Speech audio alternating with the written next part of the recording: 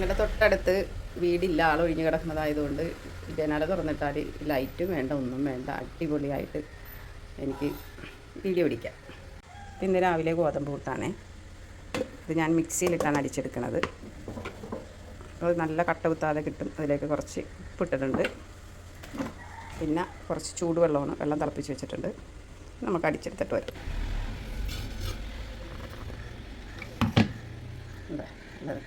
സൂപ്പറായിട്ട് കിട്ടും. ഒരു തരി പോലും കട്ട കുത്താതെ അടിപൊളിയായിട്ട് കിട്ടും. ക്രഷ് ചെയ്തെടുക്കണം കേട്ടോ. തയ്യെ അടിച്ചടിച്ചടിച്ച് കൊടുക്കണം.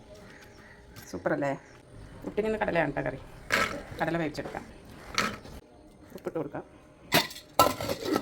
കുക്കറിൽ ആവി വരുന്നുണ്ട്. ഞാൻ കടല വെക്കുന്ന കുക്കറിൽ തന്നെയാണ് കേട്ടോ പുട്ട് ഉണ്ടാക്കുന്നത്. അപ്പോൾ കടലയും വേഗം പുട്ടും ആകും.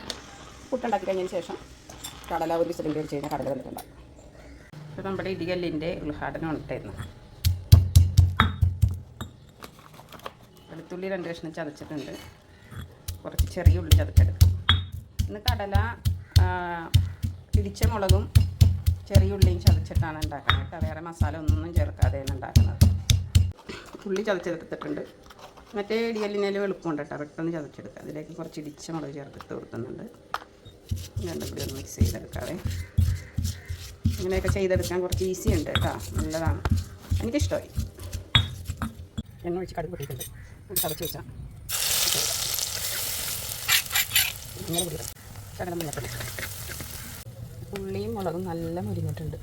വെളിച്ചെണ്ണ കുറേ കൂടിപ്പോയി കേട്ടോ. വെളിച്ചെണ്ണക്ക് ഭയങ്കര വിലയാണ്. സാരമില്ല, കിടക്കട്ടെ. കൊച്ചിക്കാർക്ക് ആ ഭാഗത്തിന് ഒരു കുറവും വേണ്ട. കടല അതിലേക്ക്